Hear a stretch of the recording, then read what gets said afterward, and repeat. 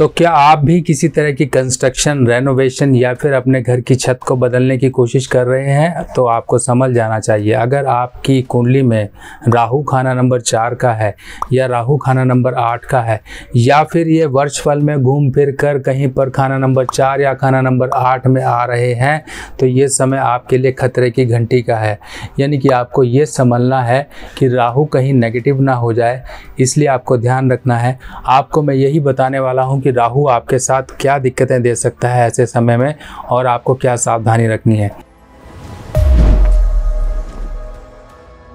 राहु की अगर हम बात करें और मकानों में बात करें, यानी कि जो हमारे रिहायशी मकान होते हैं या फिर जो भी बिल्डिंग खड़ी होती है, जो छत होती है वो राहु से संबंध रखती है और जो दीवारें होती हैं वो शनि से संबंध रखते हैं। जब भी राहु खाना नंबर 4 यानी कि 4th हाउस में या फिर 8th हाउस में आएगा, ऐसे केस में व्यक्ति अपने घर की छत कई बार तोड़ता है, छत नहीं बनाता है या फिर रेनोवेशन करता है, तब ऐसे केस में राहु, समझ लीजिए ऐसे व्यक्ति ने मंदा यानी कि खराब राहु खड़ा कर लिया होता है और उस समय में ऐसा राहु छेड़ दिया गया हो तो इंसान के जीवन में अचानक दिक्कतें और परेशानियां लाता है, चाहे वो बीमारी की हो, चाहे वो धन समस्या की हो, चाहे वो परिवार में अचानक मृत्यु को हो, लंबी बीमारियों की हो, किसी भी तरह की समस्याएं जो भी होंगी वो राहु से संबंध रखेंगी। और वो समस्याएं अगर अचानक आ रही होंगी तो आप समझ जाना कि ये राहु के ही विष प्रभाव आपके जीवन में पड़ रहे हैं, जो कि आपके जीवन में इस तरीके से जहर घोलने का काम कर रहे हैं। तो ऐसे कंडीशन में सॉल्यूशन भी है। सॉल्यूशन के साथ अगर हम चलेंगे तो कोई भी ग्रह हमारा कुछ नहीं बिगाड़ेगा, क्योंकि हमें उस एनर्जी के साथ अपनी एनर्जी को बैलेंस करके चलना होता है। जैसे ही ये बैलेंस डिस्टर्ब होता है तो समझ लीजिए आपके जीवन में सभी एनर्जीज़, जो ग्रहों की एनर्जीज़ हैं, उनका बैलेंस डिस्टर्ब हो जाता है। और जैसे ही कोई बैलेंस डिस्टर्ब हुआ तो उसको सुधरने में तो काफ़ी लंबा समय लग जाता है, पर ये जो टेन्योर यानी कि जो समय होता है, समय काल, जिस समय काल में आपकी ग्रह स्थिति का जो एक एनर्जी डिस्टर्ब रही, वो आपके लिए परेशानियां ही लेकर आती है। चाहे वो परेशानियां फाइनेंशियल हो, चाहे वो परेशानियां आपके घर में बीमारियां हो, चाहे कोर्ट कचहरी के झंझट हो, चाहे कारोबार या कामकाज की दिक्कतें हों, किसी भी तरह की दिक्कतें अगर आ गई तो समझ लीजिए कहीं ना कहीं ये ग्रह स्थिति की ऐसी कंडीशन हेर फेर हो रही है जो आपके जीवन में स्थितियों को और ही ज़्यादा कॉम्प्लिकेटेड करती जा रही है। तो अब राहु खाना नंबर 4 में है तो ये समझिए कि अगर कुंडली में है तब भी आपको संभलना है, अगर वर्षफल में आ गया तब भी आपको संभलना है। अगर ये वर्षफल में खाना नंबर 4 में आता है तब इस केस में अपने घर की टॉयलेट को साफ़ सुथरा रखिए। घर की टॉयलेट अगर आप तोड़ रहे हैं, कहीं एक जगह से दूसरी जगह पर आप लेकर जा रहे हैं, तब इस केस में आपको ज़रूर अपनी पुरानी छत का हिस्सा नई छत में डालना है। अब ये नई छत में पुरानी छत का हिस्सा कैसे डलेगा? अगर आप तोड़ रहे हो तो पुराना जो छत में से कंक्रीट वगैरह निकलता है उसको आप संभाल कर रख लीजिए, या फिर आप थोड़ा सा हिस्सा छोड़ दीजिए ताकि आप इसको नया जब लेंटर पड़ेगा, नई जब छत डलेगी तो उसी में वो बैलेंस हो जाए। तो ये आप तरीके इस्तेमाल करके आप पुरानी छत और नई छत में जो बैलेंस है वो बना के रखेंगे। यानी कि पुरानी छत आपने बदली नहीं पूरी तरीके से और नई छत भी आपने डाल दी, इससे राहु वहीं का वहीं रहा, राहु के बुरे प्रभावों को कहीं भी आग नहीं मिली और उसने आपके जीवन में परेशानियां भी नहीं क्रिएट की। तो इस तरीके से करना है। और जिनके भी राहु खाना नंबर 8 में है तब भी इस केस में कहा जाता है कि राहु वर्षफल में 8 में आ गया तो अपने घर की टॉयलेट या फिर मकान बनाने लगे हो, नया मकान बना सकते हो।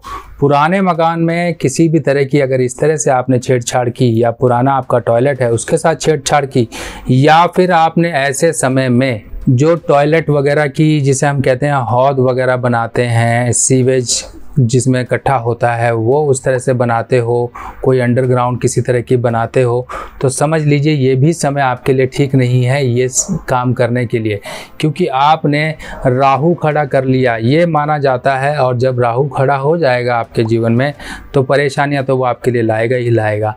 राहु जहाँ पर था शांत बैठा हुआ था, आपके वर्षफल में जरा सी गलती के कारण या फिर कुंडली में 8वें खाने में है तो जरा सी गलती के कारण परेशानी दे सकता है।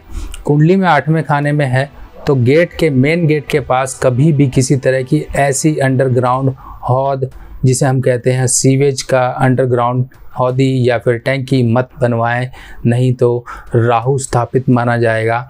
जब राहु स्थापित हो जाएगा तब तो परेशानियां लेकर ही आएगा। अब राहु के उपाय भी समझ लीजिए कि राहु के उपाय क्या होते हैं। राहु 8वें भाव में है, तब ऐसे केस में व्यक्ति 42 वर्ष तक 8 सूखे नारियल, जिसे खोखा नारियल या चिकना नारियल भी कहा जाता है, 8 सूखे नारियल और 4 किलो लेड, ये जल प्रवाह करता रहे वर्ष में एक बार, और 42 साल की उम्र तक तो करता ही रहे। उसके बाद चाहे तो 8 सूखे नारियल भी कर सकता है। और इसके साथ साथ जब भी वर्षफल में राहु खाना नंबर 8 यानी कि 8th हाउस में आता है तो 8 खोटे सिक्के ये आपको जल प्रवाह करने हैं 8 दिन लगातार। बुधवार से शुरू करिए, बुधवार, गुरुवार, शुक्रवार, ऐसे यानी कि 8 8 8 टोटल ये 64 कॉइन्स खोटे सिक्के वो होते हैं जो पहले समय में 10 पैसा 20 पैसा ये चला करते थे। इनको आपने एकत्र करना है, नहीं तो ये ऑनलाइन स्टोर में भी मिल जाते हैं। आपके आसपास कहीं पर पूजा सामग्री की शॉप होगी वहाँ से भी मिल जाते हैं। ये उपाय आप करिए। अगर जल प्रवाह की फैसिलिटी नहीं है तो सिंपल सा एक काम करिए, 8 बादाम मंदिर में लेके जाइए, उसमें से 4 वापस लेकर आप घर में आ जाइए और इनको किसी लोहे के या स्टील के बर्तन में काले कपड़े में लपेट कर घर में रखते रहिए। जब आपके ये 43 डेज का उपाय हो जाए तो इनको बंद करके रख लीजिए, और जब आपका जन्मदिन आया करे तो उस समय ये सारे बादाम ले जाके जल प्रवाह कर दिया करें। ये उपाय करते रहने से भी राहु के बुरे प्रभाव से बचाव हो जाता है। राहु अगर आपको बहुत ज़्यादा मानसिक दिक्कत, पेट की खराबियाँ दे रहा है, तब ऐसे केस में आप गले में चांदी की चेन और उसमें एक चौकोर टुकड़ा जरूर पहनिए।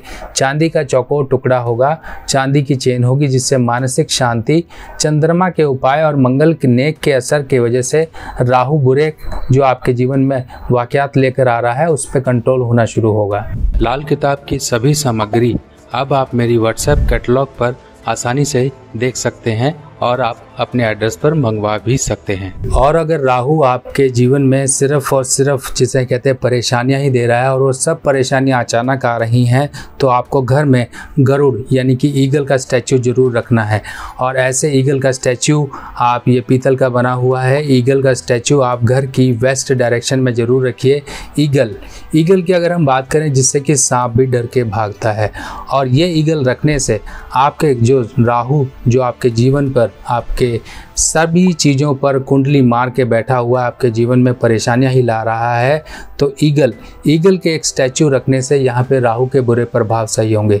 ईगल का स्टैचू, राहु आपकी कुंडली में जैसा भी हो, नेगेटिव हो या महादशा का कोई ऐसा प्रभाव चल रहा है राहु का, बुरी दशा, तो उस केस में आपके लिए ईगल का स्टैचू काफ़ी ज़्यादा काम करता है और साथ ही साथ आपको फोकस्ड बनाता है, आपको अपॉर्चुनिटीज़ एक इनकैश करने के लायक इंसान बना देता है। यानी कि आप कोई भी मौके ना छोड़ो अपने जीवन में तरक्कियां और ऊंचाइयों तक पहुंचने के, वो सब मौके आपको एक ईगल की एनर्जी दिलवाती है।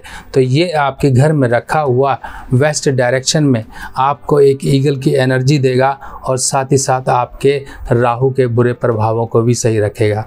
तो दोस्तों, आपको सभी तरह के उपाय समझा दिए गए हैं। इन सभी चीज़ों को समझकर आप जीवन अपना बढ़ाते रहिए और इसी तरीके से ज्ञान को भी बढ़ाते रहिए। तो दोस्तों, मिलते हैं आपके साथ नई वीडियो में नई जानकारी के साथ। तब तक के लिए अपने सुभाष भाई को आज्ञा दीजिए। नमस्कार।